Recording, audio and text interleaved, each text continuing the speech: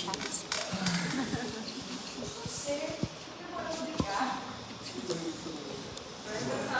Bom, né? Vai dar certo. E o pessoal tinha que crescer muito, tá? Estudar sem almoço. Ai, eu amo quando a professora usa esse macacão, ela fica linda, né? Ela tem um branco. Gente, vamos fazer a revisão então? Aqui, só deixa eu perguntar pra vocês. A nossa prova já é na semana que vem ou é na outra? A prática é na semana que vem. Oi? A prática é na semana que vem. Na outra é a teórica e imune. Ah, então as duas teóricas ficam pra segunda. E a prática fica pra semana também. Isso.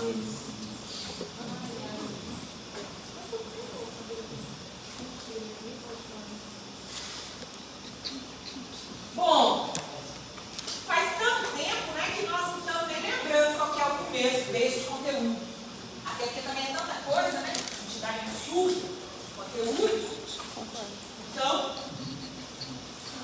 me lembro de ter começado.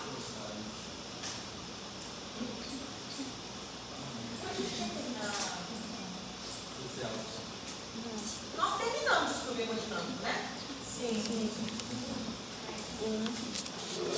Nós temos outra aula de estudo hemodinâmico para falar de trombose e colinfato, mas vai ficar para M2. Então a gente vai de onde começamos até hemorragia. E hemostasia também vai. Né? Que é o fundamento para trombose, embolia e infarto, tem. Né? Em cima da hemostasia, né? Mas então até a hemostasia cai na sua prova ainda. E depois de dois, trombose, embolia e infarto. Mas a gente começou este processo, encheu o seu coração de traumas, fez duvidar da sua vontade de realmente ser médico, né? Faz parte disso. Falando um pouco de lesão e, a princípio, nesse início, de adaptações, não é mesmo? A gente começou nas adaptações. Então, a gente descobriu aí que, a nível de estudo de base, as ocorrências danosas, elas se iniciam a nível celular, não é mesmo? E esses estímulos nocivos podem ter, né, diversas naturezas. Mas, apesar de as causas serem múltiplas, o princípio como que se apresenta esse dano é sempre uma alteração a nível celular. E essa alteração a nível celular, ela vai ser responsiva a essa lesão e ela vai alterar-se em resposta a esse agente danoso, e essa resposta vai variar de acordo com a magnitude desse processo lesivo. De modo que uma célula, ao receber o estímulo agressor, das duas uma. Ou esse estímulo agressor não será o suficiente para matá-lo, e aí ela vai adaptar-se, concorda? Ou esse estímulo danoso será o suficiente para induzir a morte, não é mesmo? E é óbvio que, até que uma dessas situações se dê, alterações reversíveis poderão ser observadas. A partir do momento que esse agente danoso vai perpetuando-se e essas primeiras alterações reversíveis forem evoluindo, aí sim, essa célula pode atingir a sua morte ou mudar a forma com qual ela se apresenta em adaptação àquela situação lesiva contínua. E aí, para começar, a gente abordou os principais processos que são de adaptação.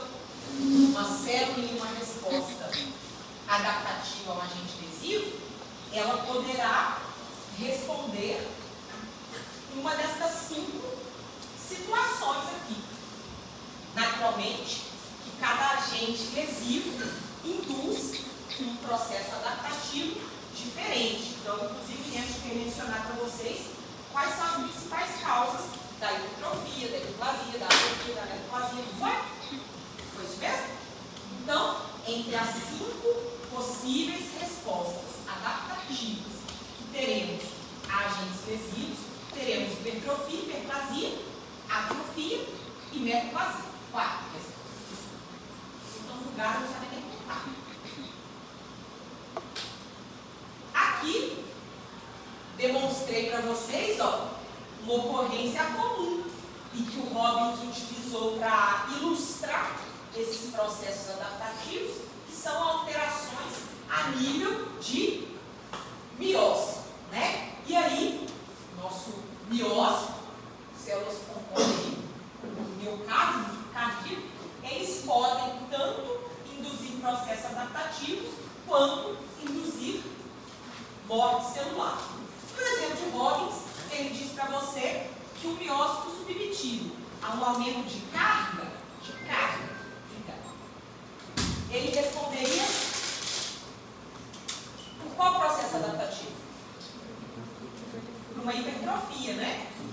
E, num caso, por exemplo, de infarto, onde seria induzida uma hipóxia, qual seria a resposta?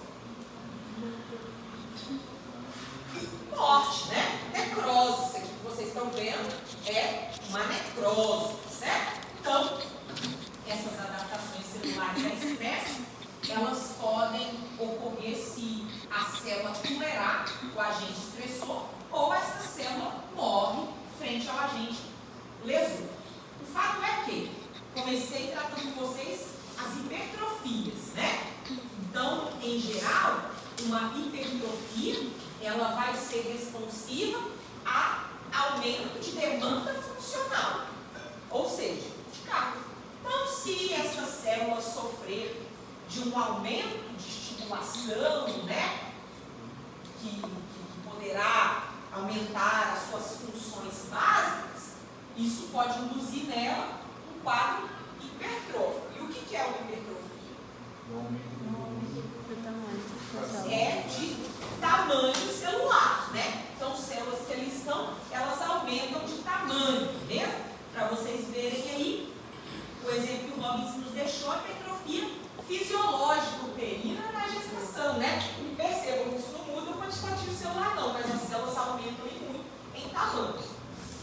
Tínhamos ainda as hiperplasias, esta sim, aumenta em números as células, né? E ela pode ser tanto fisiológica quanto patológica, e ela pode ser estimulada, em geral será, por fator de crescimento que pode ser pró-apoptótico, concorda? Então, por alguma razão específica, houve um aumento de secreção de fatores de crescimento pró-apoptóticos que induzirá essa célula a proliferar-se.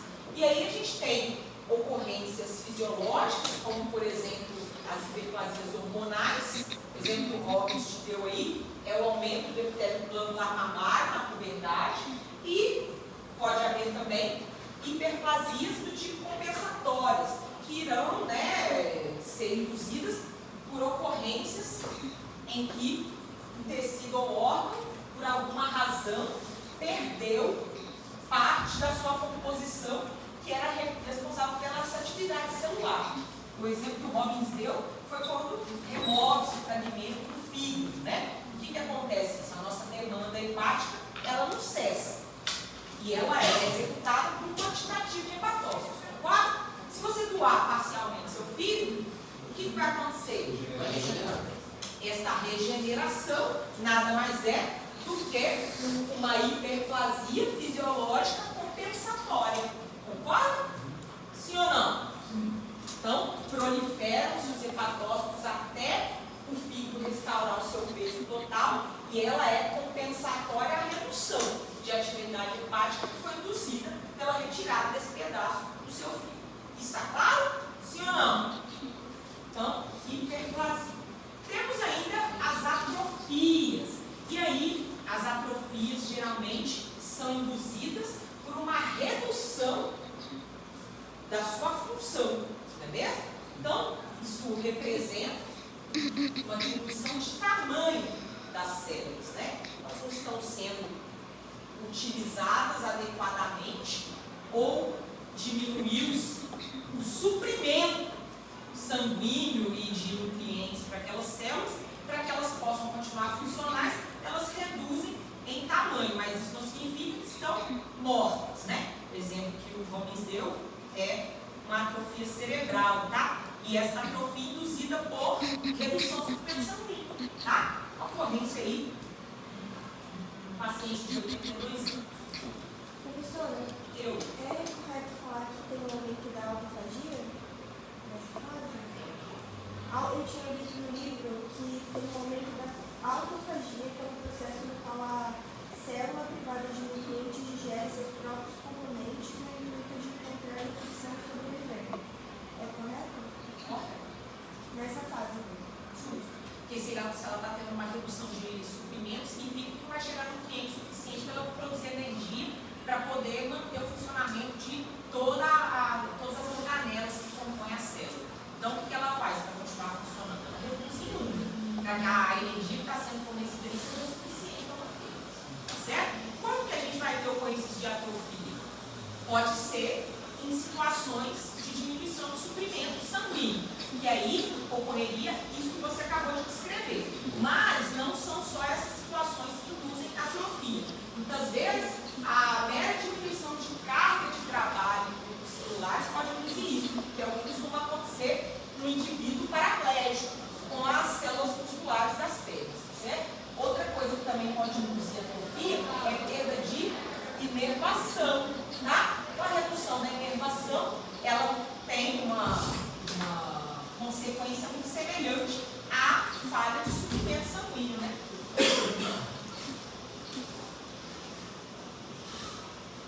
Outra coisa que também pode induzir atrofia é a própria senilidade, ao passo que irá reduzir a função endócrina, porque muitas das nossas funções celulares, elas são necessariamente estimuladas por vias endócrinas. E aí, como na senilidade reduz a atividade endócrina, isso também pode induzir uma atrofia, tá certo? Então, com isso, além de degradar componentes intracelulares para diminuir o tamanho, a própria síntese proteica celular também reduzirá, tá? Temos ainda as metaplasias, né? Que é sempre que eu tenho um grupo celular que não tem uma resistência suficiente para algum ambiente que agora está hostil, ela muda a sua morfologia para uma forma mais resistente. O exemplo que eu dei para vocês é a metaplasia escamosa, né? Que é o que a gente observa no indivíduo fumante habitual, porque o epitélio do trato respiratório superior, que é formado por células pulmonares, ciliadas e epitelionaísmo, ele não é muito resistente ao calor da fumaça do cigarro. Então, ele muda-se para uma estrutura que é de epitélio pavimentoso, tá certo? E este epitélio pavimentoso também fica, né, estratificado, aumenta-se em camadas, tá certo? E ele tolera melhor a temperatura aumentada do fumaça do cigarro. Tudo bem?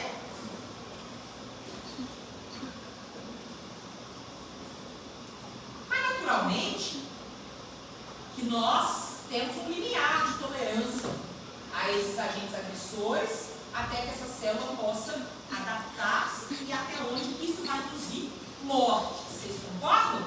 Geralmente a morte vai em resposta à persistência daquele dano e a um processo em que a célula já não consegue adaptar-se mais, tá certo? Agora, antes de nós entrarmos em uma situação que a célula de fato morre, algumas ocorrências podem ser observadas.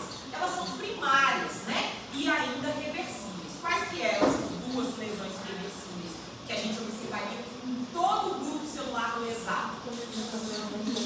Seria a tumefação e a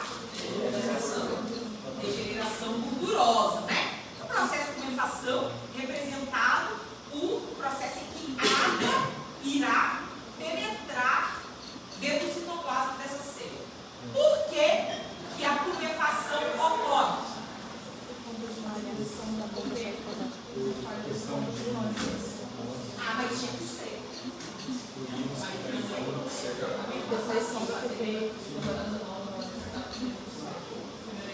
a coisa que pode ter que vai trabalhar.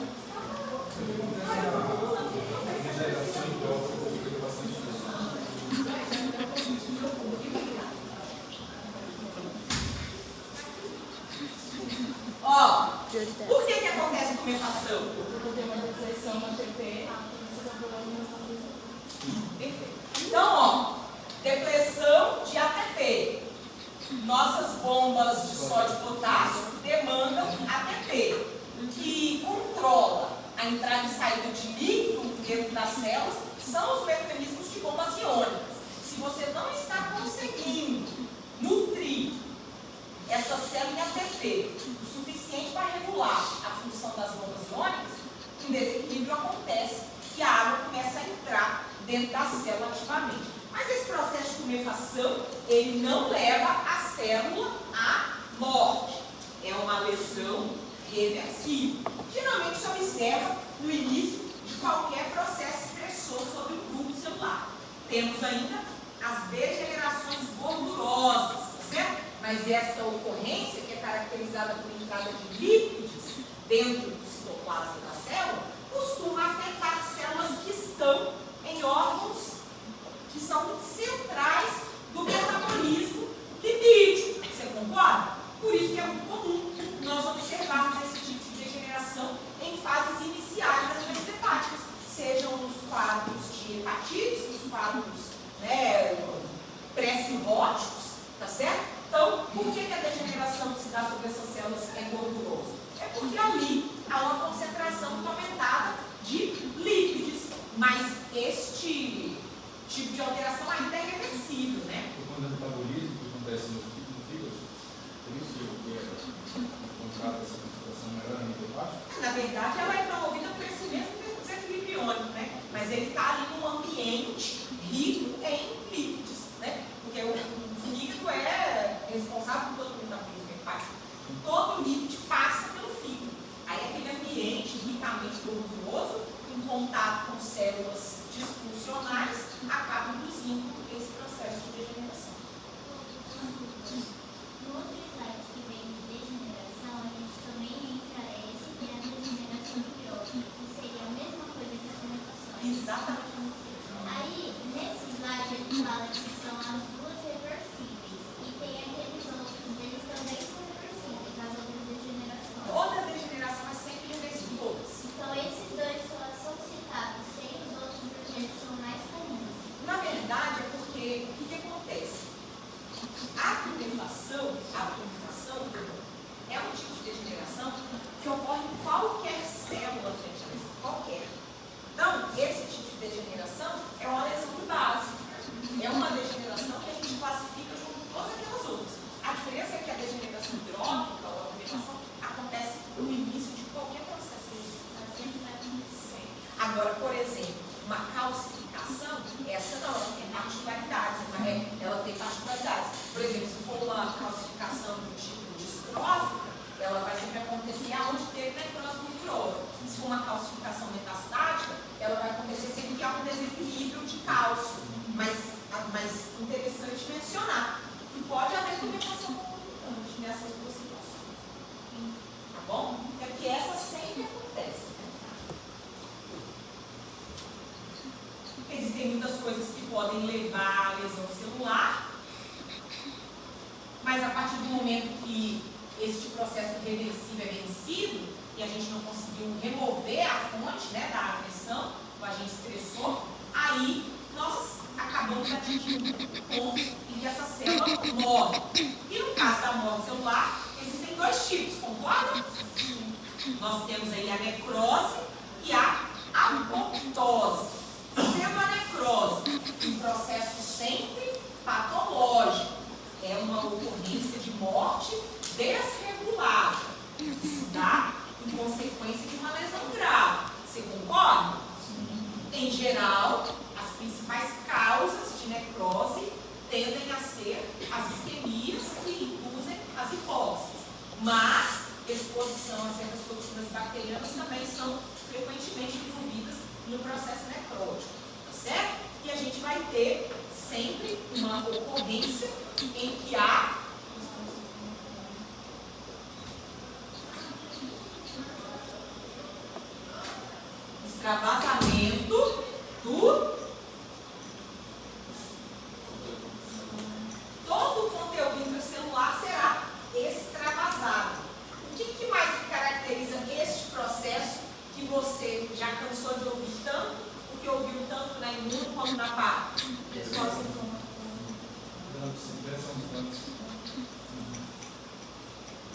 alarmes aí.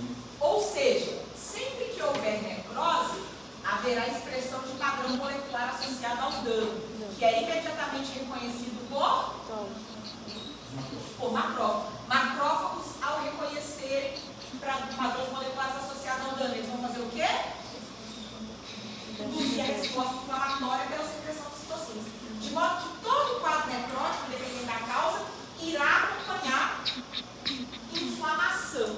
De modo que assim você já considera que o próprio processo necrótico irá invariavelmente induzir cada vez mais necrose, que irá induzir cada vez mais inflamação, que irá induzir cada vez mais dano. Aí você faz o quê? Apela para a especialidade do Alexandre, ó. Né? Porque se você não fizer uma terapêutica adequada, esse processo se retroalimenta, como você já viu lá na imuno, e torna-se uma coisa descontrolada, concorda?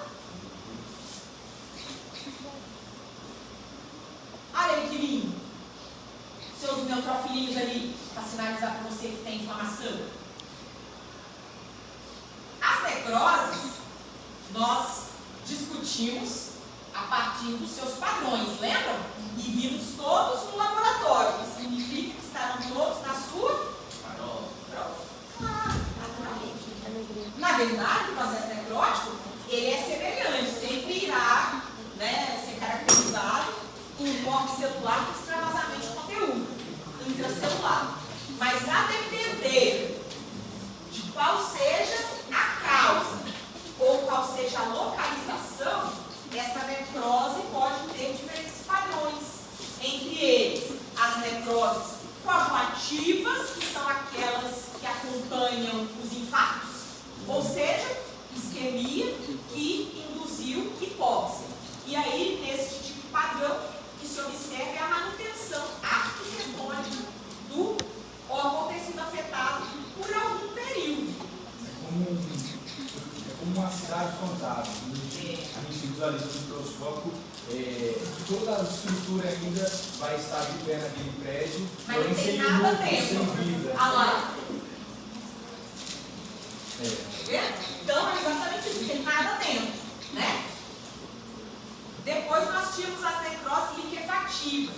Essas que geralmente acompanham os eventos infecciosos, né? E irão ser caracterizados pela presença de um exudato purulento, produto de fagocitose de micro-organismos e restos de células lesadas, com um aspecto, né, bastante amarelado e viscoso. Concorda? O famoso pus. E aí, naturalmente, não se mantém a arquitetura. Ah, Adriana, não estou vendo o pus. Bom, provavelmente ele estava ocupando toda essa área aqui que virou este buraco no tecido cerebral do indivíduo. Liquefez o tecido. Tem mais uma aí. E o seu aspecto, naturalmente. Tínhamos também necrose gangrenosa, que não é um padrão de necrose em específico, ele é um padrão similar à necrose de coagulação, até porque geralmente uma gangrena ela ocorre justamente por interrupção de fluxo, vocês concordam? Né? Muito comum em gente que congela o dedo, né? Tentando escalar muito. E tende, né, a acontecer mais frequentemente em extremidades. Pessoas diabéticas não tratadas, diabéticos não tratados. Na verdade, isso daí, professor, é uma junção tanto da necrose coagulativa com a liquefativa.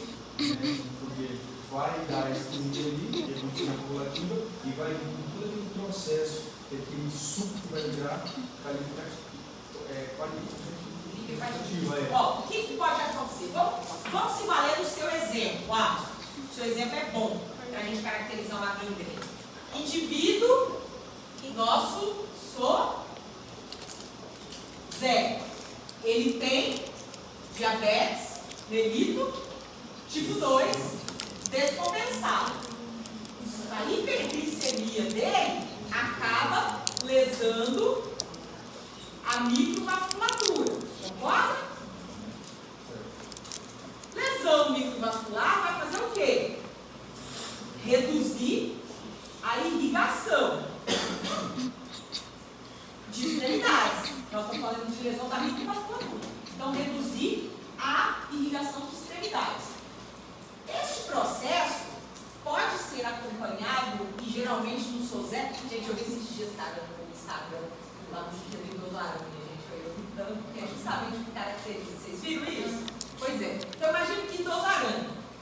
Geralmente, essa ocorrência aqui de redução de infecção, ela em algum momento atinge um ponto em que ele causa nele mesmo uma lesão, quando ele sobe em alguma coisa para tentar fazer um reparo. É ou não é? Nesse momento, tanto o processo isquêmico já está em curso, reduzindo o fluxo sanguíneo e matando gradualmente os tecidos, como essa lesão aqui aberta vai virar uma porta de entrada. Essa microvasculatura toda danificada, mesmo que inflame, ela não vai conseguir dar vazão aos leucócitos que deveriam defender essa porta de entrada de agentes infecciosos externos. Concorda? Sim ou não? Então, o que vai acontecer? Infecção. E aí, por que você pode observar uma gangrena de um indivíduo com pé diabético, tanto uma excitação purulenta quanto uma necrose coagulativa? Porque parcialmente vai estar acontecendo pela isquemia e, por outro lado, também pelas infecções bacterianas concomitantes. Misturando as duas tipos de necrose, não só. Mas são dois agentes. Né? A isquemia só vai causar a necrose coagulativa. Agora, se ele chutou aqui, perdeu o tampão do dedo, não vai cicatrizar. Porque a microvasculatura está toda danificada. Então não consegue nem iniciar o processo hemostático, você concorda? Aí aqui o aberto entra agentes infecciosos, induzindo infecções oportunistas. Aí começa a escorrer necroses. Aí o que você faz com o seu Zé? Tá, assim. Você vai tentar manejar do jeito que dá, ou amputar no joelho. Por que amputa no joelho? Para não subir, porque depois fica assim, né? Você tem uma vascularização. É porque a gente não consegue saber até que ponto que a rede vascular está comprometida. Por isso que geralmente uma encravada do SOSE vira uma amputação no joelho. Porque às vezes a microvasculatura dele já estava danificada até aqui. Percebe? Então se você cortar só o dedo, não vai cicatrizar também, porque a rede vascular está danificada demais. Então, vai depender. Percebe? Tínhamos necroses caseosas, estas que são ocorrências associadas à formação dos granulomas, não é mesmo? Em especial, o exemplo que eu te dei foi a necrose caseosa do paciente de tuberculose pulmonar. E tínhamos ainda a necrose gordurosa, também não é um padrão específico de necrose não, mas ele tem áreas de destruição adiposa. Geralmente esses locais é que são propensos às chamadas calcificações distróficas, não é mesmo? Já pegando lá o bonde lá da degeneração. Que é o que você está vendo aqui. Você está vendo aí uma formação onde há necrose gordurosa e já tem depósitos calcários. Por que tem depósitos calcários? Porque a degeneração associa a necrose gordurosa.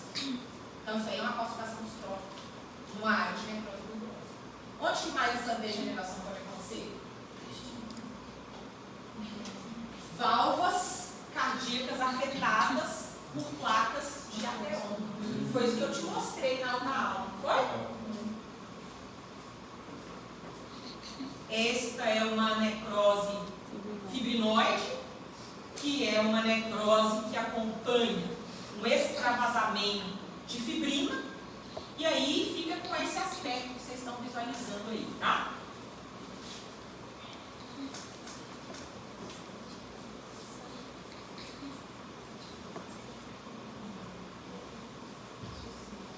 Daí a gente falou de infarto e perfusão, olha que legal? Perceba, né? O que a gente pode, né, se valer nesse ponto, apesar de que a gente vai se aprofundar nisso mais adiante na disciplina. É que geralmente, a maior parte dos quadros necróticos é causado por isquemia, vocês concordam? E aí, nesse ponto, você vai ter uma situação que é bem característica. Uma isquemia se deu, o fluxo sanguíneo diminuiu, começa a ter lesão por morte por hipóxia, e aí você vai ter uma ocorrência continuada para que os níveis de ATP não caiam tanto, de glicólise anaeróbica, concorda? Então, nos quadros de hipóxia isso pode acontecer. Agora, se em algum ponto o suprimento sanguíneo foi interrompido por completo, nem a glicose vai chegar lá, né? Então, nesse momento, vocês lembram que eu falei com vocês que os tecidos têm diferentes reações à hipóxia e à isquemia, que alguns demoram mais ou menos tempo para morrer? Vocês lembram disso? Vocês conseguem perceber por quê? Sim ou não? Sim. Alguns grupos celulares conseguem ter mais depósitos de glicogênio que outros. Aonde que tem mais glicogênio na gente? No fígado e no músculo esquelético. Estes conseguem permanecer por mais tempo nutrindo o tecido via glicólise anaeróbica. Agora, outros tecidos não conseguem ter essas reservas e naturalmente durarão menos. Vocês concordam? Então morrerão numa isquemia mais velozmente do que outros. A gente pega, por exemplo, as células neurológicas, até porque ela usa muito a glicose. Na verdade, assim, o tecido cerebral, ele nutre-se exclusivamente de glicólise anaeróbica. Tá? Então, assim, ele vai consumir tudo e se o fluxo for interrompido, morre rapidão. Percebe? Olha aí, falei pra você que o músculo cardíaco começa a parar de contrair 60 segundos após a confusão coronária. E aí, o que você vai ter é isso. Começa a faltar ATP, o que tiver de glicogênio vai ser consumido. Quando acabar tudo, começa a falhar as bombas iônicas, vai acontecer o quê? Tumefação. Além disso, você vai ter decorrência da glicose anaeróbica, o acúmulo de ácido lático. Esse acúmulo de ácido lático vai reduzir o pH, que por sua vez impacta diretamente a função celular, uma vez que reduz a síntese proteica. Por que isso reduz a síntese proteica? O meio ácido torna as nossas enzimas disfuncionais. Então, fica inviabilizado qualquer processo. Não apenas o de síntese proteica, mas também os próprios processos metabólicos. Então, a redução do pH, ela vai afetar tanto a síntese proteica, quanto o próprio metabolismo energético. Tudo bem? E aí, isso aí em conjunto, né? Se a gente não conseguir reverter essa isquemia, vai chegar no ponto em que as células do miocárdio começaram a necrosar, justamente no ponto em que a isquemia se deu. Concorda? E aí, à medida que células começarem a morrer do tecido miocárdio, o que vai acontecer? Vai inflamar, que vai desencadear um processo que necrosa cada vez mais cedo. Concorda? Aí nós vimos, né, que é muito importante a gente reverter esses processos oclusivos para evitar estes danos, né, em especial no tocante ao infarto agudo do miocárdio. Lembra? Mostrei para vocês, né, que uma ocorrência desse tipo, ela vai se dar quando você tem a instabilidade de uma placa de ateroma e ela deslocando-se, promover aí uma alteração, seja ela completamente oclusiva ou mesmo suboclusiva, que induzirá hipóxia no tecido. E aí, com isso, este indivíduo irá demandar o quê? Uma reperfusão, né? Eu acho que se vocês não saírem daqui tudo especialistas na computação, que a gente viu isso na ISO, viu isso em Cabo Fino, viu isso aqui na PAP, né? Então, assim, por que vocês têm que saber disso de cor? Porque vocês vão pegar isso muito no PS, que é a primeira causa de entrada no pronto-socorro hospitalar que a gente tem. E aí mostrei para vocês. Primeira coisa que a gente tem que fazer, assim que o paciente chegar com seus sinais patognomônicos, é correr deste eletro você irá detectar uma alteração que é a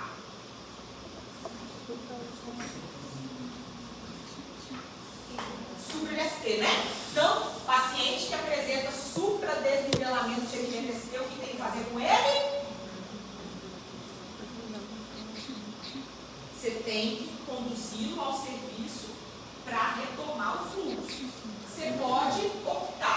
pela reperfusão, ou se o hospital tiver serviço de hemodinâmica, encaminhar o paciente para colocar um stent, né? Aí a nossa reperfusão é feita com os nossos trombolíticos, estes que têm um objetivo de atuar na fibrinólise de estruturas oclusivas.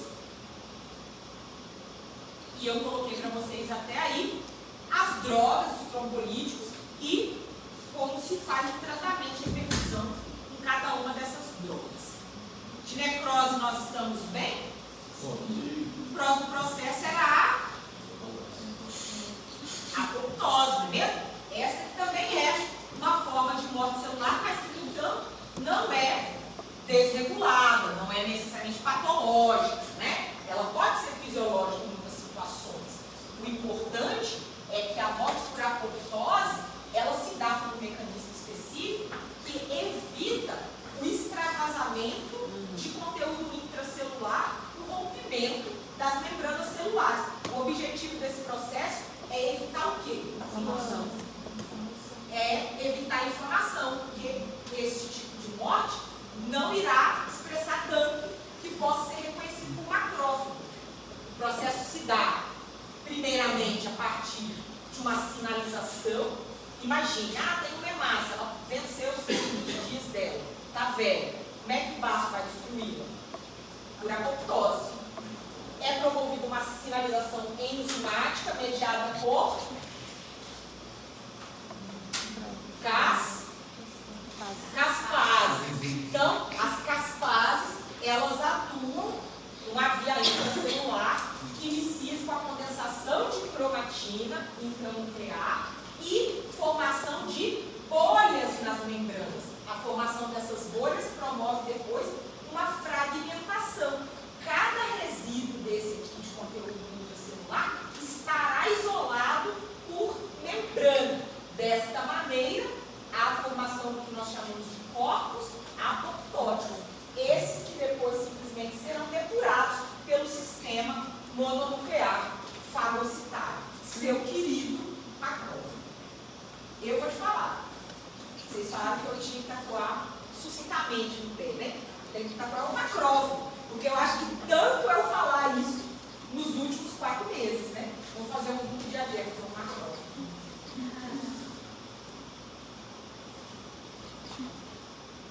A apoptose é sempre fisiológica? Não, né? Em ocorrências de dano ao DNA ou infecções intracelulares, você também terá indução de morte por apoptose. Outra coisa que poderá induzir morte por apoptose é a ocorrência de proteínas mal dobradas. O que é isso? É porque, tipo assim, as proteínas têm seu formato tridimensional, 3D. Então eles entendem que, se for para a gente ter uma proteína que ela não vai ter a sua morfologia correta, ela vai replicar futuramente também de forma. Vai ficar, então por isso eles tentam degradar ela para ela não deixar que fazer sua função de forma errada. Então eles preferem matar essas proteínas para que tenha apenas proteína certinha para fazer sua função de forma correta. Sim. Então o que acontece? Nós temos, né, no núcleo celular o nosso DNA. Temos ele aí composto de genes. Os genes são moldes para a síntese proteica. Só que depois da síntese proteica, as proteínas são formadas fora da sua estrutura tridimensional adequada à função. Aí a gente tem uma proteína que vai precisar sofrer de mudanças pós-traducionais. Essas mudanças pós-traducionais é que fazem com que essa proteína adquira a sua conformação adequada para essa função.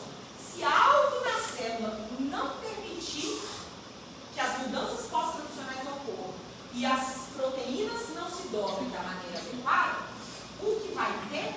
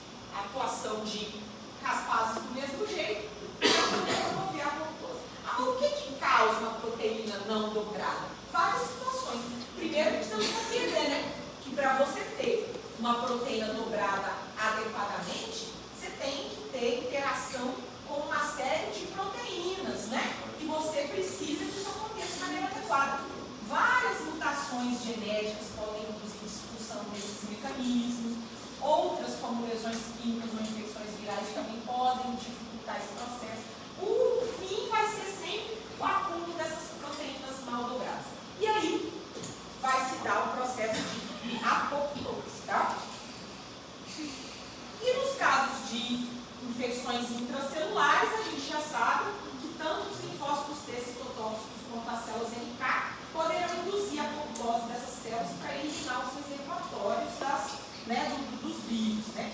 O mecanismo apoptótico, eu te falei que ele pode se dar por duas vias, né? A chamada via mitocondrial, ou via intrínseca, e a chamada via do receptor de morte, ou via extrínseca, né? Então, quando a gente tem via intrínseca, geralmente ela acontece por privações de fator de crescimento, danos ao DNA, proteínas mal dobradas, e essa vai ser uma via ativada dentro da mitocôndria, mas ela é induzida por cascata de caspases da mesma maneira, tá?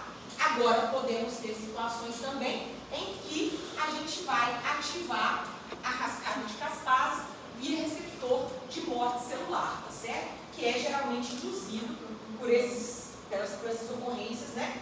Mediadas por linfócito T citotóxico ou célula médica. Professora, essas enzimas caspases, como elas estão de forma não ativas, inativadas, elas então são chamadas de zimogênicas? Sim. Toda enzima inativa é chamada zimogênica. Toda. Então, a cascata, ou a caspase, quando ela não está ativada, ela está na forma de zimogênica. Então não só as caspases, né? Todas. Todas. Toda enzima inativa é sempre um zimogênico. Não é?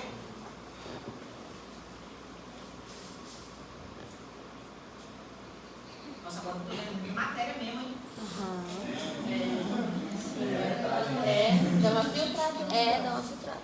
Mas eu vou filtrar só quem deve questão na prova. Mas também se pode, não põe degeneração, não. Vocês estão cansados de saber que eu confio o potencial de vocês. Não precisa eu falar que eu vou cobrar, não, que vocês sabem também. Não coloca degeneração. Aí, degeneração por mim não colocava. O que vai cair na prova? Não, agora eu estou falando de coração. Você, convive comigo há 2 anos. Se eu fosse colocar a questão de degeneração, vocês acham que eu ia colocar o quê? Degeneração. Gorduroso? Não. Esteatose. Óbvio, gente, esteatose. Eu acabei de chegar aqui, você O que mais você falou também? Da hemociderina, professora. Eu vejo muito mais Ó, mais qual que eu colocaria também? Calcificação. Gente, vocês sabem os temas mais relevantes. Naturalmente, é isso que eu vou procurar. Eu não sei, porque eu acabei de chegar. Então eu vou estudar só isso. Eu vou estudar só isso, porque outra coisa não vou saber. Eu vejo muito mais questão daqueles quadrinhos. Essa é a minha prova. Agora você prepara esse diferenciando entre anticonvultoso. Não, daquele que tu falou, né? Não pedindo de AP10 ou de SES. Diferencial. De AP10 ela Então, não ó, lembra, não. gente, vamos passar por isso, então. Não vamos preocupar. O que é importante mencionar dentro de degeneração? Tumefação, você já sabe a causa, ela é primordial aos eventos estressores em geral, causada por depressão de ATP e causada por disfunção a nível de bombas iônicas. Degenerações hialinas, elas são produto de uma condensação de proteínas de esqueleto. Então, é uma degeneração proteica, né? Ela é muito comum no indivíduo cirrótico, na forma de corpos de Mallory, mas ela também pode acontecer, por exemplo, na miocardite chagásica. Não significa que vai ser a única coisa que vai acontecer na miocardite chagásica, naturalmente. Mas nos processos iniciais, sim. A nossa esteatose, querida esteatose, né? Essa é uma degeneração caracterizada por acúmulo de qual grupo de líquido? Isso é importante. Esteatose é acúmulo de triglicerídeo. Triglicerídeo, tá? Geralmente, ele envolve o tecido hepático por ser um órgão central do metabolismo lipídico e ele é precursor de uma série de ocorrências de disfunção hepática. Pode ser inicial, a cirrose, por exemplo, um indivíduo que é ao cólera crônico e também pode ser associada com a diabetes e a obesidade por conta da dislipidemia, você concorda? Mas ela também é observada em hepatites, até mesmo hepatites medicamentosas ou virais. Por quê? Porque a disfunção dos hepatócitos induzida pelos quadros de hepatite vai gerar uma disfunção que vai diminuir a função hepática, aumentar a concentração de lípidos e induzir esse tipo de degeneração. Você concorda? Sim. Tá? Mas nós tínhamos também, e essa eu vou falar que se você não achar qualquer coisa aqui na prova, eu estou duvidando da nossa relação. Qual que é a forma de degeneração que se dá a partir de colesterol?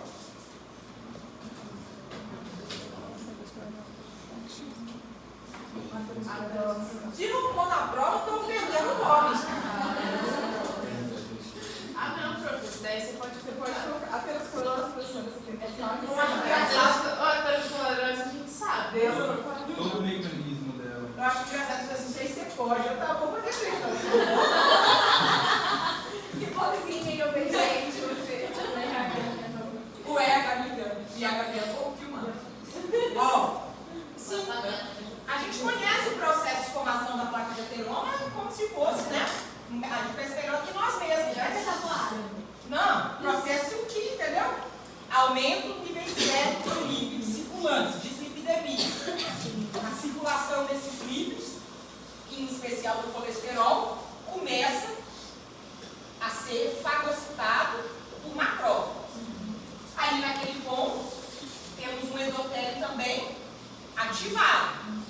Macrófagos fagocitando significa, né, vai ter inflamação, então ativa endotélio. Aí eles vão fagocitando essa gordura e se formando células espumosas aqui. Essas células espumosas, em contato com o endotélio ativo, começam a aderir. A adesão é que vai formar a placa de ateroma. E ela vai deslocar-se no final da brincadeira, promovendo uma ocorrência oclusiva ou semi-oclusiva, suboclusiva. Concorda? Produzindo um infarto. Mas existem outras duas degenerações que são também por éster de colesterol, que são os xantomas e a colesterolose, né? Todos os dois são mediados pela produção de célula espumosa. Sempre vai haver macrófago fagocitando esse colesterol e formando essas placas. Mas na formação do xantoma, isso vai acontecer no conjuntivo subepitelial ou na pele e nos tendões. E na colesterolose, isso acontece na vesícula biliar, tudo bem? Tínhamos degeneração por glicogênio. Trata-se de uma ocorrência em que um paciente terá deficiência de enzimas-chave do metabolismo do glicogênio, né, mesmo? Em específico, na glicogenose do tipo 1, a gente tem deficiência de glicose 6-fosfatase. E aí você se lembra de toda a teoria que você aprendeu lá com a Elis, né? Você não é capaz de quebrar o glicogênio para obter a glicose se você não tem glicose 6-fosfatase, concorda? Então o paciente que é deficiente em glicose 6-fosfatase, ele acaba tendo degeneração do glicogênio, que é o que nós chamamos de doença de von Wieck, ou glicogenose tipo 1. Esse acúmulo de glicogênio pode tanto se apresentar aí em formas miopáticas, né, músculo esquelético, isso porque, né, a gente precisa degenerar esse glicogênio aí, e ele é muito útil, especialmente quando a gente está em depressão de glicose. Isso é comum, por exemplo, na atividade física. A gente finda a glicose circulante e começa a acionar as nossas fontes de glicogênio, tá certo?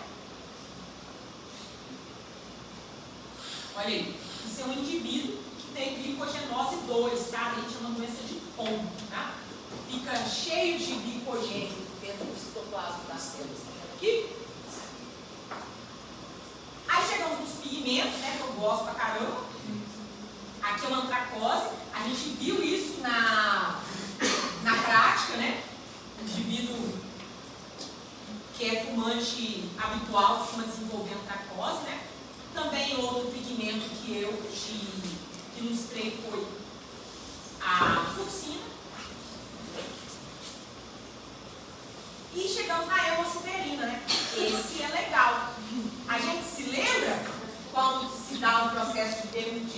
degeneração por hemosiderina? Aglomerado.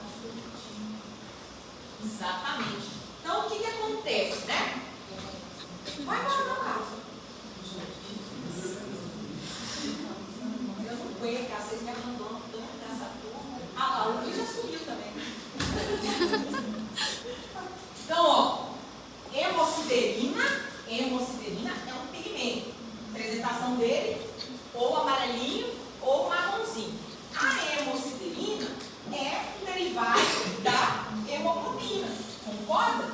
E aí, o que a gente vai observar é o seguinte, que geralmente, quando você tem uma hemácia e ela vai ser degradada, a hemoglobina vai ser destruída, fragmentada, dando origem à liberação de ferro. Este ferro aqui, ele vai ser transportado por proteínas. Ó. São a transferrina. Concorda? E aí, essa transferrina que é responsável por transportar o ferro. E aí, esta transferrina irá levar a um armazenamento desse ferro agora na forma de ferritina, que é o quê? Intracelular. O que vai distinguir um depósito normal de ferritina de um quadro de hemosiderose? Quando tem um excesso mais de É a quantidade, porque se começa a ter muita ferritina, aí elas começam a se agregar, tá certo? Elas associam-se com uma proteína chamada apoferritina. E essa associação aqui vai fazer uma micela. A micela de ferritina é a hemosiderina. E quando acumula-se dentro das células, usa o quadro de hemosiderose. Este acúmulo, se for excessivo, o que ele vai fazer? Promover a hemólise, promover a lise, né, da célula da qual ela está armazenada, tá? E aí, geralmente, esse tipo de ocorrência está associado a quadros hemorrágicos, você concorda? E uma hemosiderose ela pode ter maior ou menor proporção, a depender do tamanho dessa hemorragia e do local, você concorda? Um exemplo muito típico de uma hemosiderose que não tem muita gravidade é a equimose comum. Se você tiver um trauma, um choque, em que houve um extravasamento, aquele sangue ali extravasado vai liberar hemácias que serão rompidas, concorda? Naquele local ali, o ferro vai ser liberado, você concorda? Automaticamente, esse ferro vai ser capturado por proteína transferrina e armazenado intracelularmente naquele local na forma de ferritina. Mas como foi um extravasamento de sangue, está aumentada a quantidade. Então, naquele lugar, a ferritina intracelular começa a se condensar em micela, formando uma área de hemosiderose. Tudo bem? Sim ou não? É claro que isso aqui, né, em algum momento, né, a gente vai ter uma degradação de toda essa área aí, que está cheia de hemácias inteiradas aí, por macrófagos do tecido, onde o sangue extravasou. O processamento do ferro nesses casos de hematomas, ele se dá por mediação de macrófago. Concorda? Mas, quando a gente tem deposição de hemosiderina em muitos tecidos, isso começa a aumentar em proporção, as causas costumam ser essas três aqui. E aí é uma situação, né, que não é local, nós estamos falando de uma ocorrência sistêmica, concorda? Então, o que pode acontecer que levaria a um quadro de hemosiderose sistêmica? Primeiro, se estiver tendo um aumento muito, né, representativo do ferro dietético ou devido a eliminato do metabolismo, especificamente a hemotomatose. Tudo bem?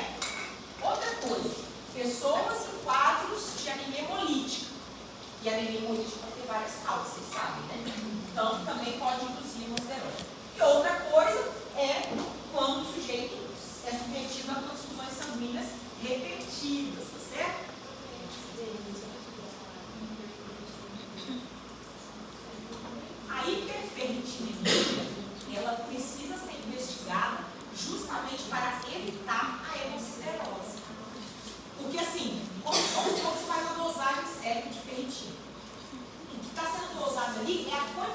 ferritina.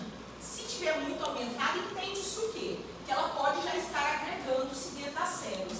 E aí, nesse caso, precisa ser investigada a causa. Por que essa pessoa está com uma hiperferritinemia? Ela está com um padrão hemolítico? Ela recebeu transfusão? Ela está ingerindo ferro excessivamente?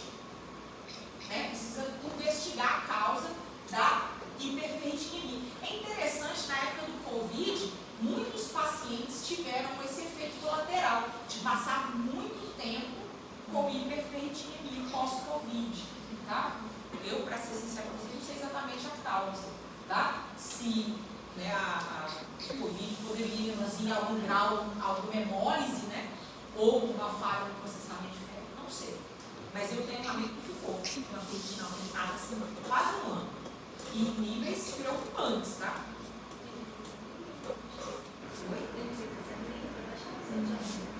Ele ficou levando, tá?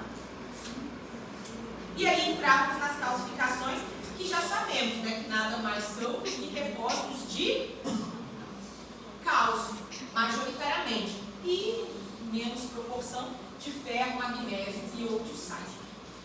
Calcificações podem ser distrófica, que é a calcificação que acompanha as necroses gordurosas, e pode ser ainda metastática, quando está associada à hipercalcemia. O que induz uma hipercalcemia? Você sabe, porque você fez histologia comigo.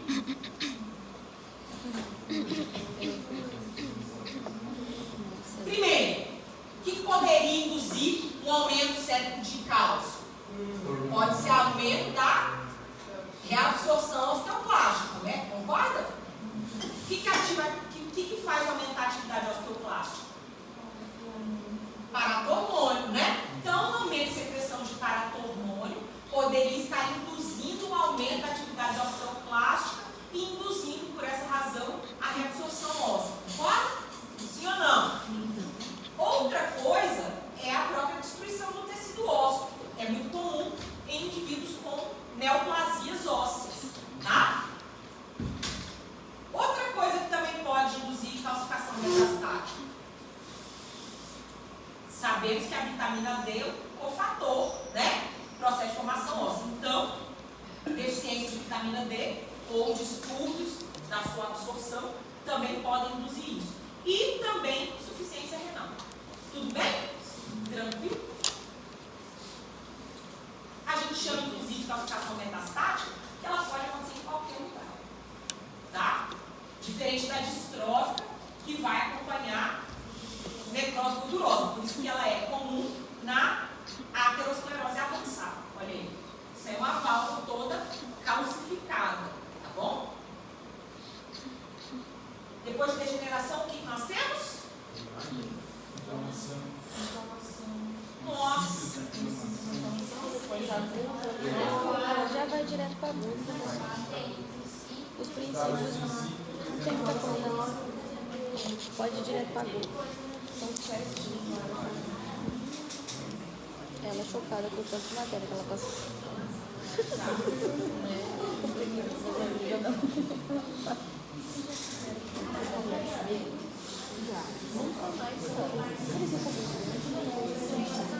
Eu não queria fazer, eu não queria fazer isso, eu não tenho para fazer. Eu fui comprar um forno que é minha sogra, dentro da minha sardala. Então, a gente começou a inflamação com essa aula de princípios, lembra? E aí, mostrei para vocês no que consiste o processo inflamatório. Você já decorou isso. Se eu pedir na prova, você vai ficar até indignado comigo, de tanto que você já fixou esse conteúdo. Não é mesmo? Você vai virar para mim e falar, agora você não duvidou mesmo da inteligência. Depois vai para o. Mas a inflamação é um fenômeno o quê? Infecções ou lesão na linha vascular. Então, fenômeno vascular. Ele envolve o quê? Vasodilatação. Mas o que ele envolve? Aumento de permeabilidade. Aumento de permeabilidade faz o quê? exsudação. Nada mais é do que extravasamento de fluido para o intestino, saindo da rede vascular. Concorda? Sim. Daí a gente consegue caracterizar alguns dos sinais cardinais da inflamação nesse ponto. Bora? Então, temos entre os sinais cardinais da inflamação: calor, rubor, tumor, dor e perda temporária de função. Por que o calor? Por que o rubor? Por que o tumor? O rubor e o calor são pelo aumento do fluxo sanguíneo local, promovido pela vasodilatação. Já o tumor, que aqui está no contexto de edema, né? Ele é causado pelo fenômeno exudativo. Concorda? Sim ou não? Sim. Todo esse evento vascular aqui só ocorre em resposta ao quê? Citocinas.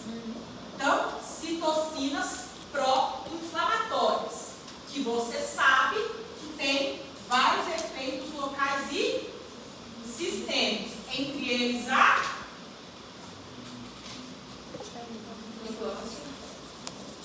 dor. Tá? Então, a dor, sinal cardinal responsivo aos mediadores pró-inflamatórios. Tudo bem? Podia ser uma aberta, né? Ah, pois é, aí eu estou duvidando da sua inteligência. Duvida? Pode duvidar? Não. Isso é muito mais que isso, né? E a perda de função, né, naturalmente, ela está associada a esses fenômenos irritativos, né? Que a gente observa aí.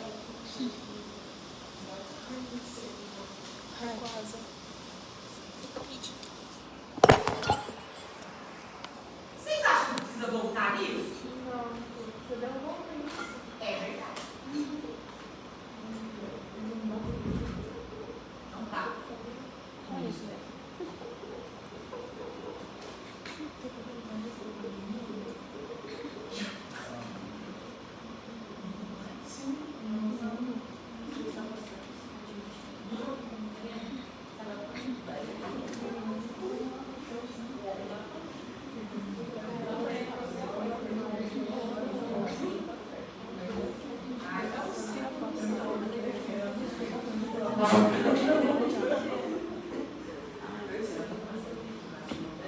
Ok.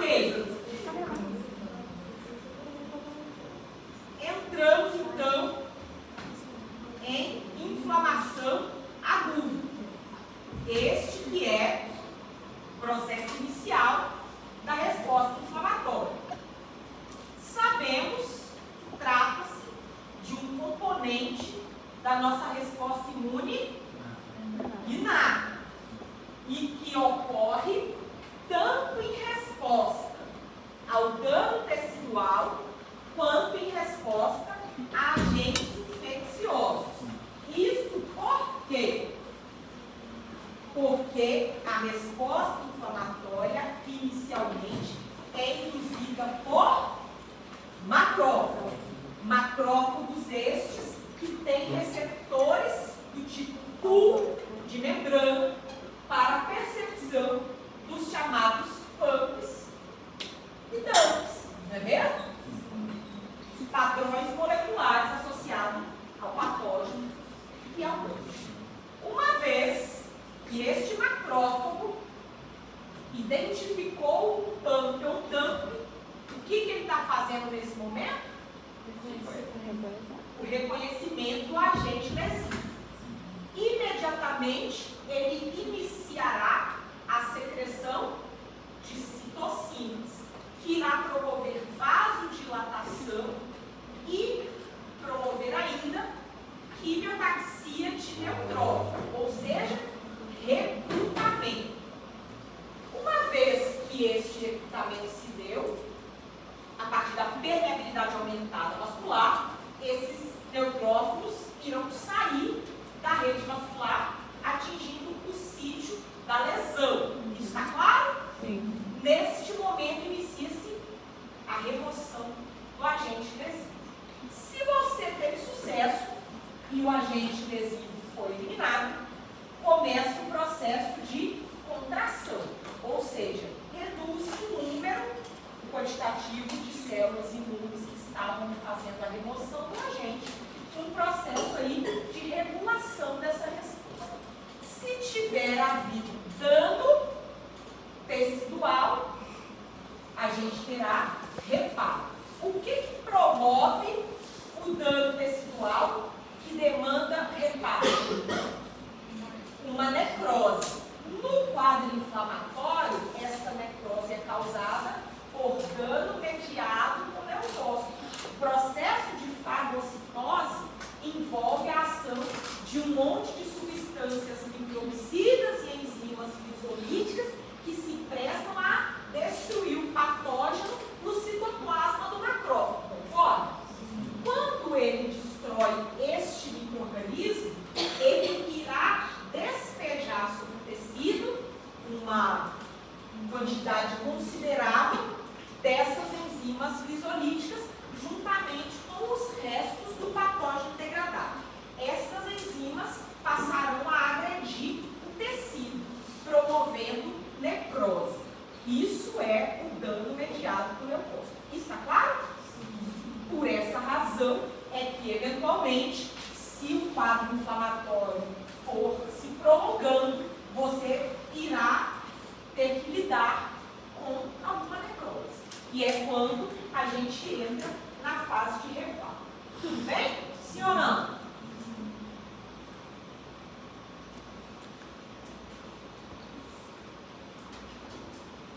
Aí entramos nessa parte que eu adoro, que são os mediadores da inflamação. Que nós já sabemos que para que uma inflamação ocorra, macrófagos vão secretar várias classes de citocinas. Essas é que irão induzir o quadro inflamatório, tá certo? E essas citocinas são o que nós chamamos de mediadores da inflamação. Então, elas é que promovem o processo inflamatório e tem tanta aplicação que passam a ser alvo de ferramentas terapêuticas.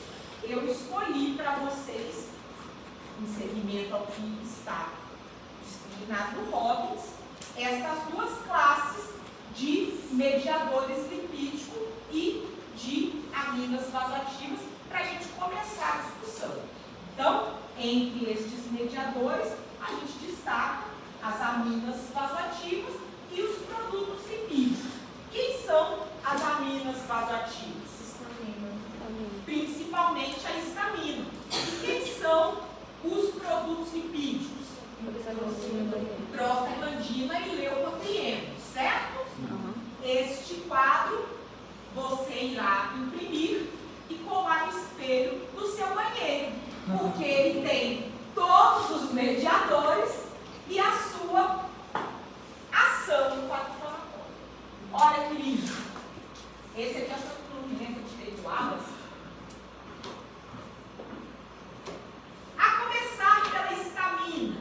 Bom, a histamina, ela é um produto de secreção, além de macrófagos, dos nossos mastócitos, tanto que se responsabilizam muito pela vasodilatação do processo alérgico, tá certo? E elas aumentam a dilatação e também aumentam a permeabilidade, tá certo? Então, tem uma ação vascular importante. Já os nossos mediadores lipídicos são os chamados derivados do ácido araquidônico ou metabólicos do ácido araquidônico.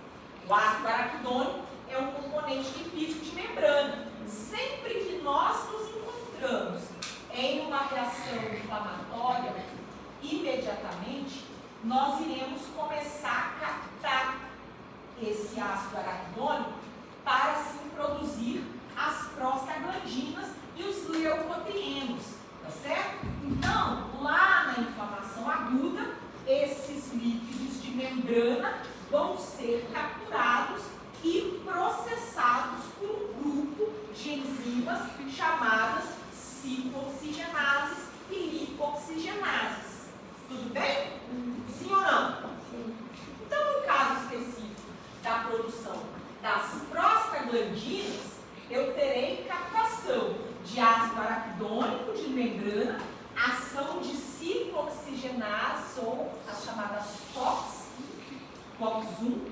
2, que essas enzimas irão produzir, a partir do ácido araquidônico, a prostaglandina. Prostaglandina é essa aqui, causa vasodilatação, inibe a agregação plaquetária, vai também causar outros efeitos aí, tá certo? Dentro do quadro inflamatório, como, por exemplo, pós-processamento, formando os tromboxanos, promover inclusive vasoconstrição. E a gente vai ter, do outro lado, a formação das lipoxigenases. Essas que dependem de outra classe, lipoxigenase de leucotrieno. Outra que depende de enzimas do mesmo jeito para serem produzidas. Mas dessa vez de lipoxigenase, não de ciclooxigenase. Tudo bem? Os leucotrienos, eles têm uma ação sistêmica muito importante clinicamente, que é promover broncoespasmo. Olha que interessante. Então, o indivíduo asmático, ele tem alta produção de leucotrieno, isso é um problema, né? Porque ele vai induzir broncoespasmo em um brônquio já inflamado, você concorda? O que pode levar esse paciente à insuficiência respiratória, concorda? Sim ou não? Então, por essa razão, é que evitar a produção desses mediadores em algumas situações é muito pertinente. E é aí que vem as ferramentas farmacológicas, são os chamados inibidores de prostaglandina e leucotrieno. Os inibidores de prostaglandina são muitos, tá? São as classes de medicamento que nós chamamos de ANI, ou anti-inflamatório não esteroidal. Estes fármacos atuam bloqueando as COX. Então, se você tem bloqueio de COX, você não consegue produzir prostaglandina. Tudo bem? E isso é fundamental para reduzir o quadro inflamatório. Agora, existe ainda um outro fármaco chamado de Zileuton, o nome dele, que é um nome comercial mesmo, que é um agente que presta-se a bloquear a lipoxigenase. Ela é muito útil, essa droga, no tratamento do indivíduo asmático, justamente para evitar o broncoespasmo. Temos ainda outras classes de mediador, as chamadas citocinas e miocinas. Nesse grupo, inclui-se algumas que têm muita importância, dado a sua sintomatologia associada a efeitos sistêmicos. Mas ele está dando aqui para o fator de necrose tumoral e para as interleucinas, tá? Interleucina 1, interleucina 6. A interleucina 1, por exemplo, é que é responsável pelo quadro febril associado à inflamação, tá? E a gente tem outras interleucinas, o interferon gama, entre outras que nós iremos discriminar aqui. De uma forma, que eu diria benéfica, a nível de efeito pró-inflamatório desses sinalizadores, a gente pode destacar o fator de necrose tumoral e a interleucina 1, porque eles são muito potentes quimiotáticos de leucócito. Então, eles promovem recrutamento de leucócito. Tudo bem? Também ajuda esses leucócitos a aderirem-se no endotélio. Vocês lembram que eu mostrei para vocês naquele processo de diapedese, que é necessário que o neutrófilo faça um processo de adesão ao vaso e um rolamento? Pois é, o fator de necrose tumoral e a interleucina 1 favorecem a diapedese. Tudo bem? E com isso, favorece também a saída desses leucócitos do vaso. Mas, apesar destes efeitos benéficos, que estão aqui na primeira coluna desta imagem que eu amo, temos ainda efeitos sistêmicos a destacar. Alguns protetores, outros patológicos. Entre os protetores, o fator de necrose tumoral, a interleucina 1 e a interleucina 6,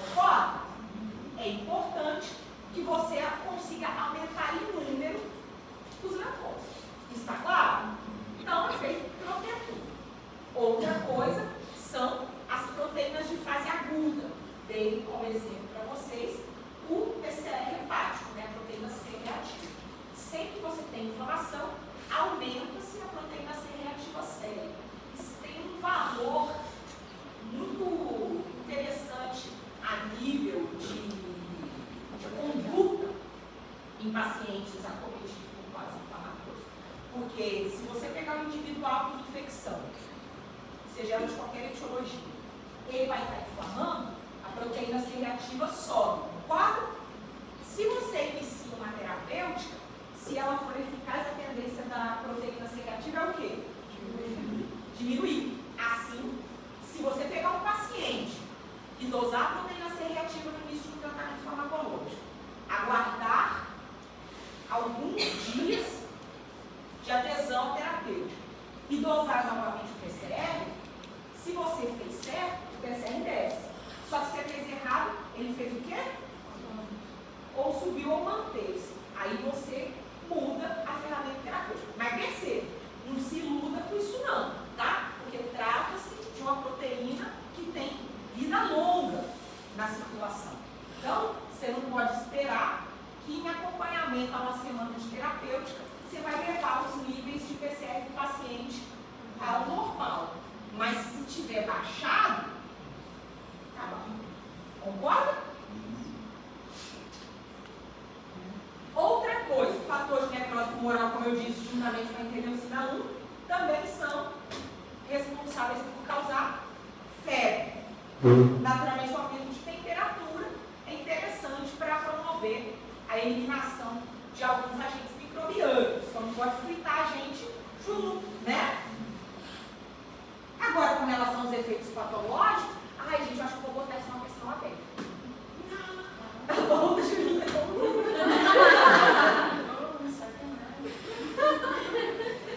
Não, é sério, só que isso aqui é muito massa. A senhora tinha falado que ia colocar na prova, eu até anotei. Eu também. Então, você não. Eu vou falar rápido. Então, a nível de efeitos protetores, a gente compreendeu, né? Agora, e os patológicos?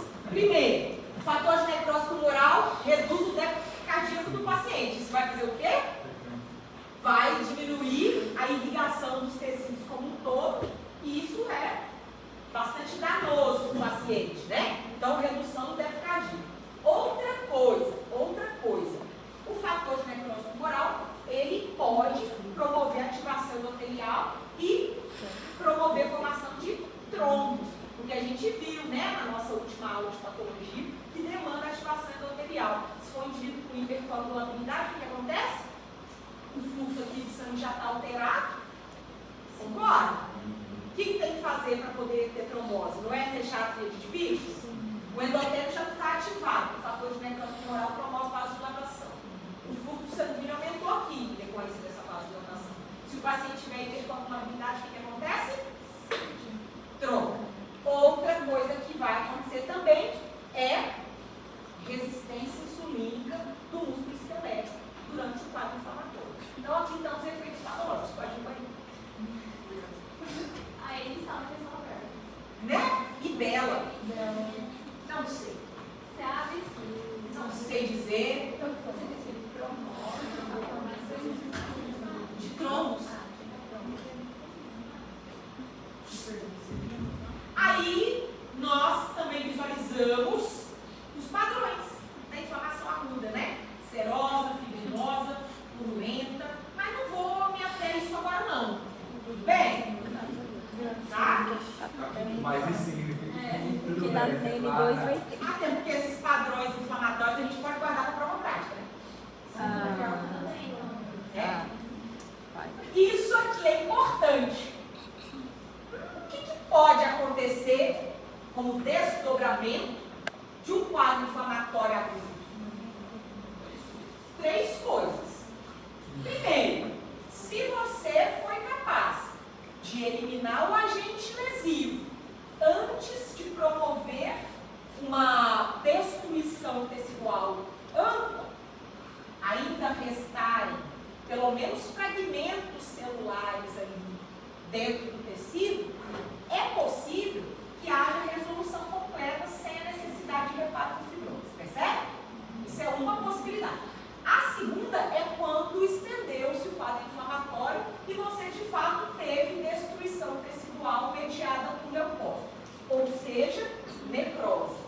Neste caso, você vai precisar promover o reparo por fibrose. E a terceira opção é quando você não foi capaz de eliminar o agente lesivo. E aí, nesse caso, você entrará no processo inflamatório crônico. Pode crer?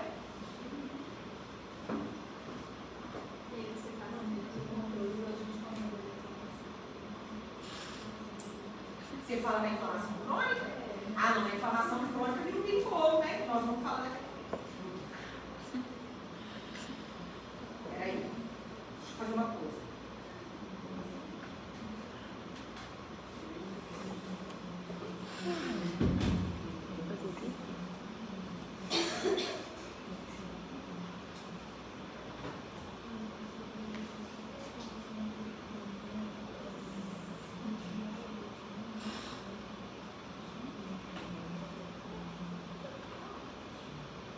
Tá. A seguir, nós entramos em inflamação crônica. E repara. O professor de de falta para a gente não escrever isso aqui, 7%. Ele não pode fazer isso. Pode. Nas duas? Nas duas ele não pode. Pode. Ele tem que fazer duas chamadas. Ele pode fazer nas duas. Bom, E depois dá pra jogo. Depois dos quais 10 são as causas da inflamação Depois dos crônica? 10 minutos de tolerância, ele pode dar quantas faltas quiser. Primeiro, pode ser um agente infeccioso persistente, a exemplo disso, micobactério, né? Micobactério lepre, micobactério tuberculose ou outros agentes resistentes. Por exemplo, agentes fúngicos também são de ressuscitação. O próprio processo de hipersensibilidade, né? E também as formações granulomatosas, né? E aí, naturalmente, a inflamação crônica, ela distingue-se da inflamação aguda por algumas características. Primeiro, na inflamação aguda, qual é a célula prevalente de resposta? É o neutrófilo, certo? Mas e na inflamação crônica? É o macrófago, né? Por que é o macrófago? Tá, a gente já chega lá. Outra coisa que também vai ter como característica da inflamação crônica é que estará havendo lesão tecidual extensa que é produzida seja pelo agressor ou pelo próprio dano mediado por leucócito e concomitante a esta necrose estará acontecendo tentativa de reparo tecidual ou fibrose. Tudo bem? Então, o que caracteriza a inflamação crônica? Infiltrado de macrófago, necrose e reparo. Pode falar. Só falou que eu não sei se ela fala que é uma reação dos três pontos inflamatória granulomatosa. Eu estou perguntando lá em necrose gaseosa, fala que basicamente é o queijo, né? E ela é como se fosse um mundo que vai criar em volta da célula que seria esse granuloma.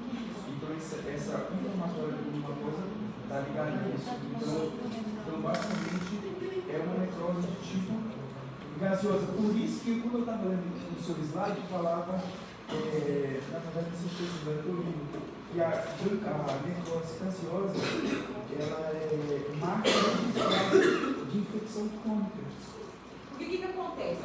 Por que a formação do granuloma sempre vai acompanhar uma necrose caseosa? Porque se você isolar uma área tecidual com micro-organismos dentro, esse isolamento aqui de tecido fibroso, ele faz o que com essa área interna? Ele não tem ligação mais, ele vai lá e sela. Aí o que tem de tecido aqui de micro-organismo vai morrer, vai necrosar. Então por isso que a parte interna do granuloma é uma necrose caseosa. Porque quando você isola isso aqui com tecido fibroso, já não tem mais acesso à irrigação, a oxigênio, nada. Tá? Então sim. Mas isso aqui é generalista. Então, infiltrado de macrófago, destruição tecidual com necrose, reparo com fibrose.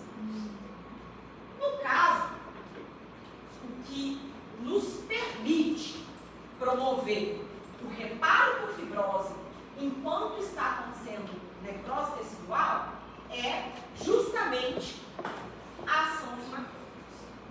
o que acontece? O macrófago, na sua inflamação aguda, ele sofre de uma ativação que é o que nós chamamos de ativação por via clássica, ou é um macrófago classicamente ativado. Esta ativação por via clássica, ela vai fazer com que esse macrófago aqui secrete as nossas citocinas pró-inflamatórias. E aí, além disso, haverão a produção aumentada justamente daqueles componentes lisolíticos e microbicidas para a eliminação dos patógenos fagocitados. E a gente sabe que é justamente isso que causa dano tecidual. Concorda? Sim ou não? Então, isso aqui é o evento desencadeado pela ativação por via clássica. Secreção de citocina pró-inflamatória e aumento de substâncias reativas causadoras de dano mediado por leucose. Tudo bem?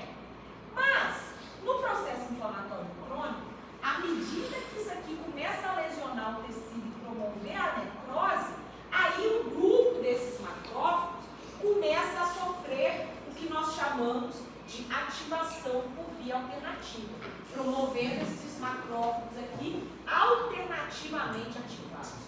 Naturalmente, o que muda é qual o mediador que induziu a ativação dessa célula. Se esse macrófago sofreu ativação alternativa, ao invés disso aqui acontecer, o que vai acontecer agora é a secreção desse fator de crescimento por esse macrófago, juntamente a outras classes de mediadores que têm os efeitos justamente opostos. Então, esse macrófago ativado alternativamente, ele começa a secretar interleucina 10 e ela tem efeito anti-inflamatório. Além disso, ele começa a secretar fator de crescimento. Fator de crescimento esse que atua especificamente em cima de qual célula? Do fibroblasto. O fibroblasto, que é a célula responsável pela produção do tecido fibroso. Então, esse macrófago alternativamente ativado é responsável pelas tentativas de reparo concomitantes ao quadro inflamatório. E percebam, isso acontece junto, porque existe uma grande população de macrófagos. Alguns estarão ativados por via clássica e estarão atuando tanto como microbicidas como pró-inflamatório. Esse nível P2 aqui, a nível do tecido fibroso, seria a nível das chagas lá, do tecido cardíaco, só esse ponto aqui. O que acontece? Nesse momento aqui, da inflamação crônica, eu tenho um monte de macrófagos lesionando o tecido, concorda? Então, começam a aparecer áreas focais de necrose, concorda? Essa ocorrência induz a ativação por via clássica. Aí por via alternativa. Aí esse macrófago aqui, ele começa a secretar os fatores de crescimento de fibroblastos. Nesse momento, os fibroblastos vão começar a promover o reparo dessas áreas pontuais de necrose. E aí, tanto na miocardite agásica, quanto nos quadros de infarto agudo, nas cirroses, isso aí vai acontecendo concomitantemente. Agora imagine, se o paciente tem um quadro cirrótico, ativamente está sendo necrosado o tecido hepático, concorda? Então vão ter várias áreas necróticas, concorda? À medida que essas áreas forem aparecendo, vai começar tudo a ser substituído por fibrose. Se for uma área pontual, vai ser só aquela área que vai ficar disfuncional, porque a fibrose não tem a funcionalidade do tecido sadio. Agora, se isso começar a aumentar em proporção, mais tecido disfuncional fibroso você vai ter e menos parênquima hepático ativo você terá. Então, isso vai, no final da brincadeira, levar esse paciente a uma disfunção hepática, que é o que acontece na cirrose.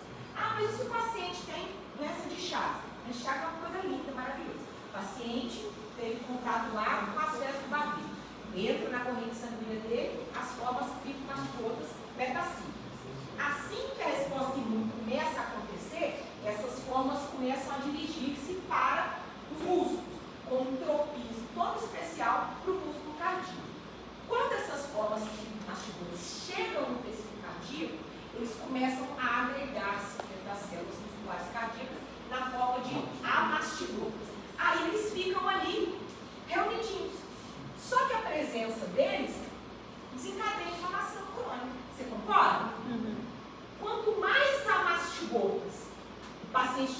tecido cardíaco, mais áreas inflamadas ele terá.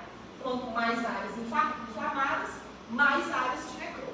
Quanto mais áreas de necrose, mais áreas de fibrose. Até chegar no ponto que a fibrose é tamanha que isso causa disfunção cardíaca. Aí esse pacientinho, na época lá da ditadura, né, foi algo que nós tivemos um pico de casos de doença chata no Brasil, ele está lá feliz da vida, roçando uma matina na roda da casa dele, toca de oxigênio.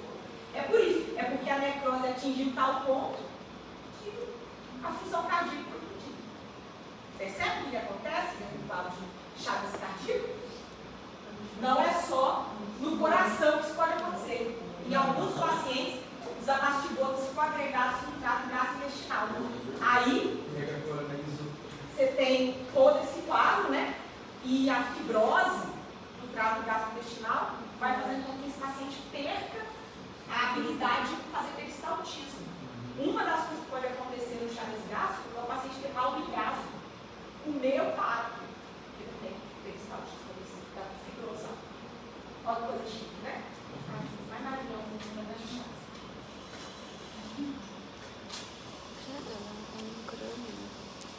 Está claro?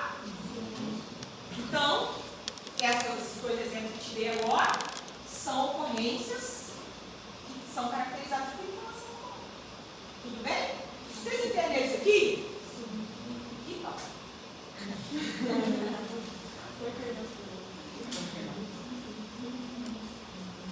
Tá bom. Beleza.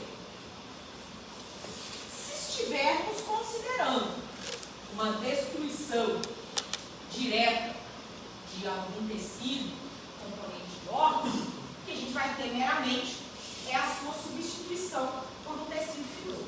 Agora, esta produção de tecido fibroso pode ocorrer de uma maneira mais particular, a depender do agente etiológico da agressão. Em especial, quando nós estamos considerando aquelas inflamações crônicas causadas por micro-organismos de difícil eliminação, o que a gente pode ter é a chamada formação granulomatosa. Estão vendo aí? Na inflamação granulomatosa, o que a gente vai ter é uma tentativa que os macrófagos fazem de conter esse agente agressor de difícil eliminação. Tá certo?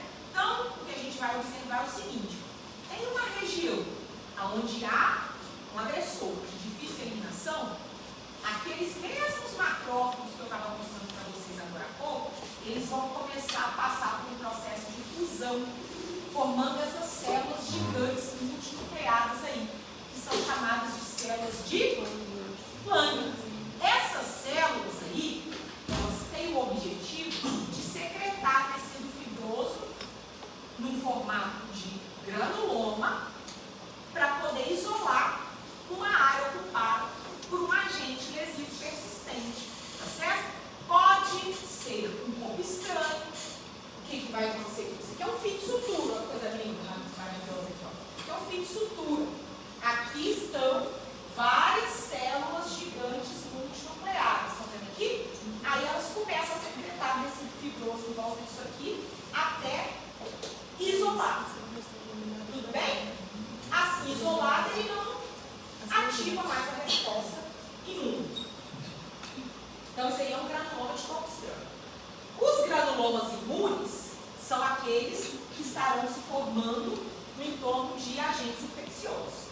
Te dei de exemplo, treponema pálido, né? Aqui você tem um agente de difícil eliminação. Mesma coisa vai acontecer, formação de células gigantes multinucleadas, e aí você vai ter tentativa de isolar grupos de treponema, tá certo? Isso aqui é que forma o... Eu até mostrei para vocês na síntese terciária, formação... Não é isso aí que você está vendo. Eu acho que eu mostrei um slide para vocês, peraí.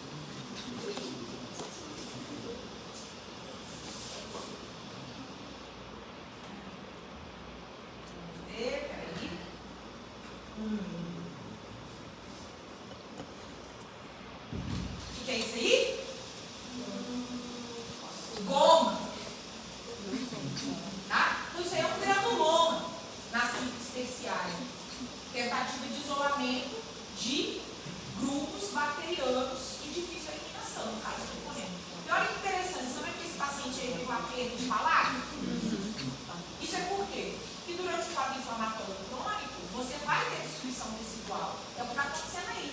Ó, formação de granuloma aqui, mais destruição tecidual decorrente da ativação do plástico de matéria. Tudo bem? É muito raro isso, tá, gente? Você pode visitar igual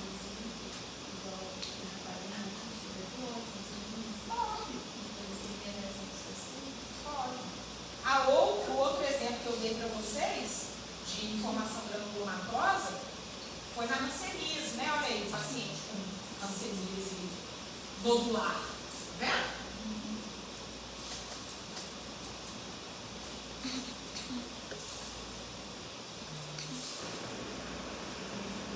E outro exemplo que eu dei, que tem até lá no laboratório, ó, que lindo!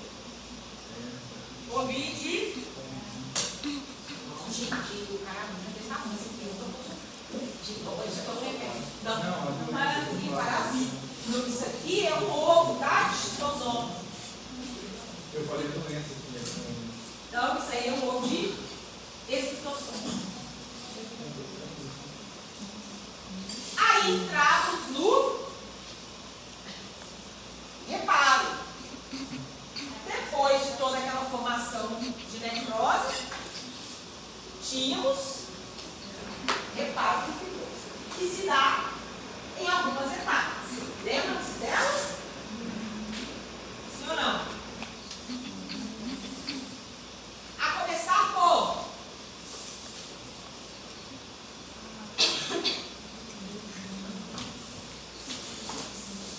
angiogênese. Primeira coisa que acontece, tem que aumentar a irrigação nesse tecido que está para formar-se.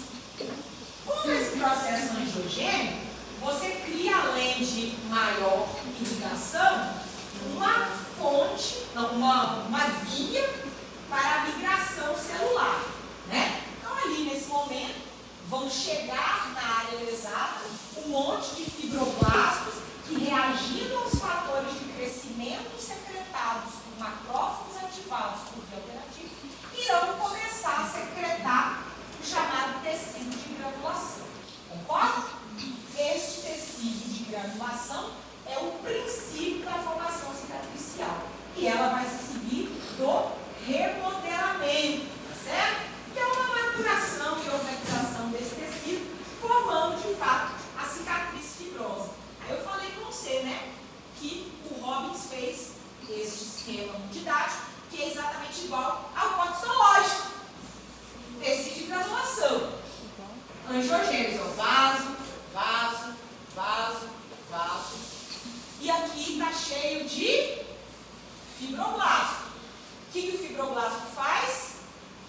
Produz tecido conjuntivo fibroso e, em especial, proteínas colágenas, concorda? Que é componente do conjuntivo fibroso. Você sabe disso, você aprendeu hoje comigo. Olha aqui, ó, o princípio da secreção de proteínas colágenas, ó. Que lindo. À medida que evolui a formação deste tecido de granulação, ele entra em maturação. Isso aqui já é uma cicatriz madura, rica em... Olha que lindo. Mas podem haver anormalidades, como, por exemplo, as cicatrizes hipertróficas e as queloides, ambos caracterizados por um acúmulo de colágeno, né? Então, se tem muito colágeno, a cicatriz fica mais exuberante, pode inclusive ultrapassar os limites da lesão, que é quando a gente começa a chamá-las de queloides. O que tínhamos depois de inflamação de mão? Olha, conseguimos! Professora, vamos conversar aqui. Claro! Ó, o que você acha da ideia? Esse modelo você vai deixar bem dois. Que é bastante coisa. De certa forma, assim, só pela continuação que vai ver lá que a senhora falou, infarto, demais, hemorragia. Então, a próxima aula de estudo hemodinâmicos é trombose por infarto. Porque daí já fica tudo junto. Porque daí já entra o ordenamento É mais fácil da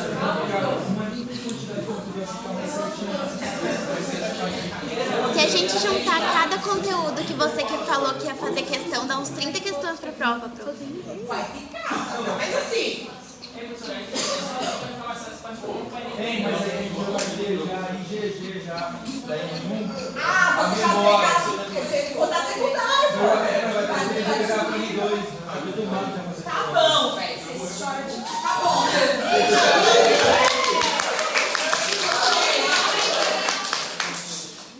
Tô chorando. Tá tudo bem. Então a gente para N1, inflamação do anteparo e deixa o estudo hemodinâmico para N2.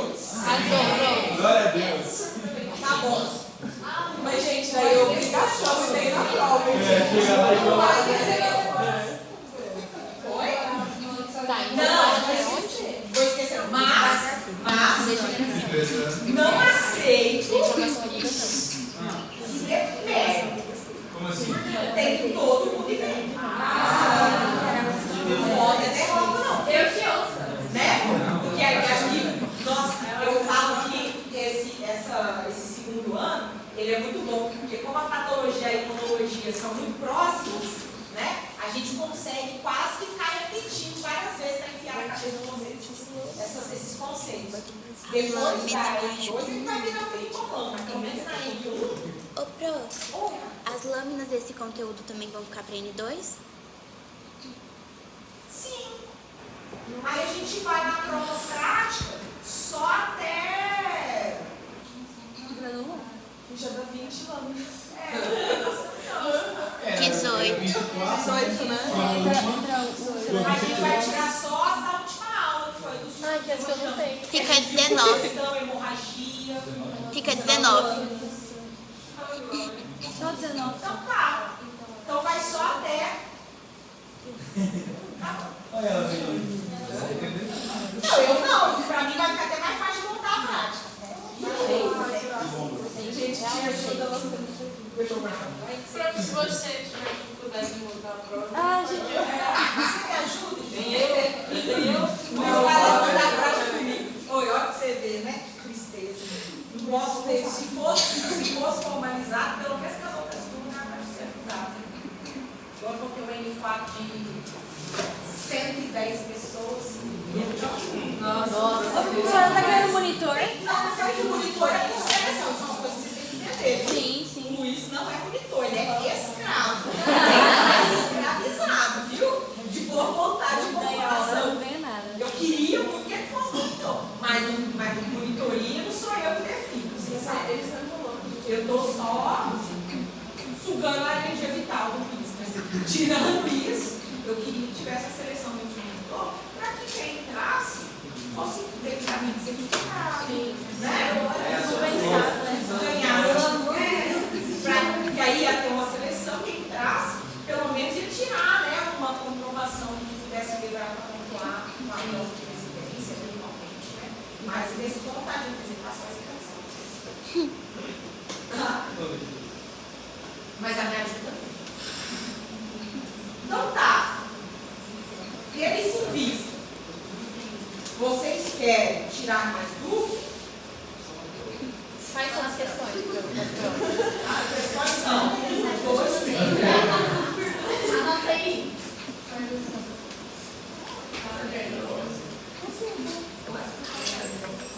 Mas eu falei, ó, seu vídeo, para você poder olhar aí. Olha, você falou. Essa aula.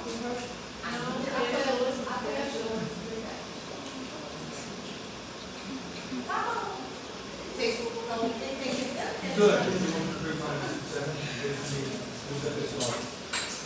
Na necrose lá em si, quando acontece ela, a gente sabe que tudo para hipótese mesmo,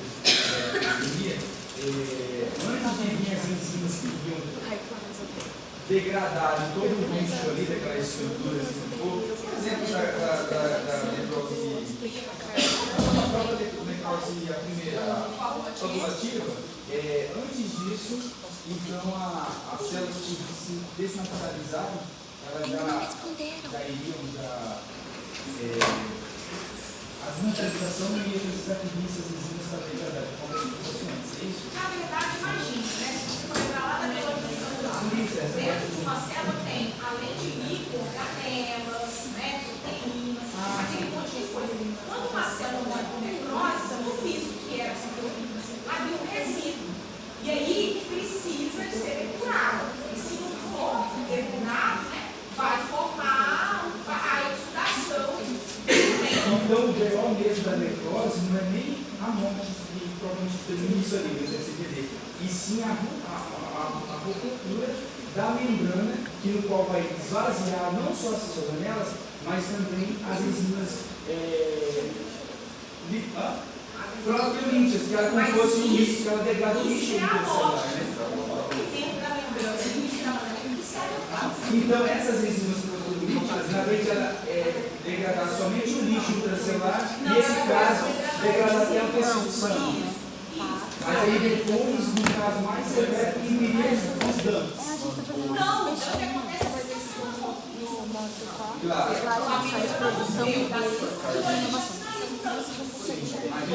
Não precisaria as proteínas estar ligadas na tudo, não. A morte de uma célula aí aquilo ali já é um dano. Quando o conteúdo celular dessa célula cair sobre o tecido, vai matar outras. Aí o líquido celular começa a matar outros, mais danos. Isso vai promovendo aquela sequência de ativação. E é o alarme que esse causa esse receptor macrófago através do alarme. Aí ele deixa lá. É que isso aí é o biomol. Eu peguei o jugueira e botei meu química para me suplementar tanto na parte na física, sai um pouco da Maria Eduardo. Aqui. Tamar. O meu tá em Maria Eduardo?